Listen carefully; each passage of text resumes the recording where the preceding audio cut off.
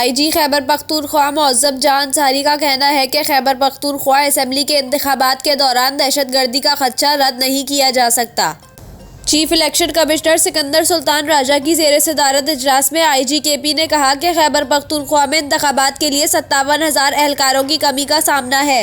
उन्होंने कहा कि गिलगित बल्तिस्तान और आज़ाद कश्मीर से पुलिस लेने पर भी कमी पूरी नहीं हो सकती, फौज और FC की मदद दरकार होगी।